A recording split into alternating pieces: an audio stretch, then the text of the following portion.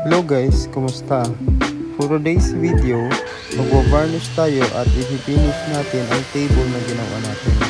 Samahan niyo po ako hanggang sa matapos ang video na to. Sa hindi pa pala nakapag-subscribe or follow sa page namin, please subscribe, follow and share po. Nasa comment section ang link.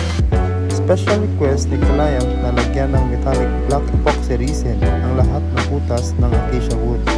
Naglagay na rin ako ng walnut oil wood stain gamit ang basahan para mas bumagay ang outer layer ng kahoy sa inner layer nito. Kasi puti po ang color ng outer layer ng acacia wood. Alam niyo ba guys na nakaka-enjoy ang paggawa ng mga ganitong projects? Kasi hindi lang kamay at daliri ang gumagalaw, buong katawan na. Especially ang pag-iisip kung paano mabuo ang ganitong lamesa. Sa ganito kalaki na lamesa, siguradong mahihirapan sa pagkarga kung mag-isa or dalawa lang katao. Kaya kinailangan natin ng special reinforcement unit galing sa Malacanang. Nilagyan ko na rin ang foam para hindi masyado magasgas ang lamesa. Napagdesisyonan kasi nasa bahay ni client top coat ang finish ang lamesa. Kailangan din natin dahan-dahanin ang pagkarga, baka bubagsak, masira ang sasakyan. Lagot tayo kay Mr. President. Korong konti para swak sa biyahe at hindi overhang. Special request or pinakustomize din ni client ang curved chairs para may armrest na, may backrest pa. So, komportable talaga upuan.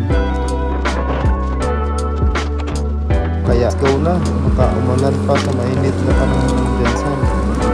Pagdating namin sa site, binaba nila agad ang table para sukatin ang door kung sakto ba.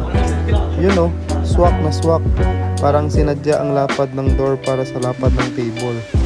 Nilagyan din ng pirasong insulator or foam bilang support sa tiles or ilalim ng paa para pwede ipaslide at hindi masira ang tiles ni client. Lagot tayo dyan, panigurado. Liha na lang tayo konti guys para makuha ang mga konting gasgas. Then ready for top coat na tayo. Lacquer dead flat po ang nilagay para mas lumabas ang grano ng kahoy. Request kasi ni client na hindi glossy ang table. Matte finish lang tayo.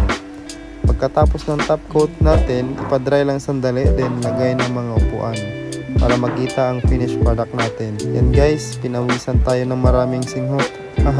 Pero worth it talaga ang result, lalo na at na-appreciate ng gusto ni client yung gawa natin. Ito na siya ngayon.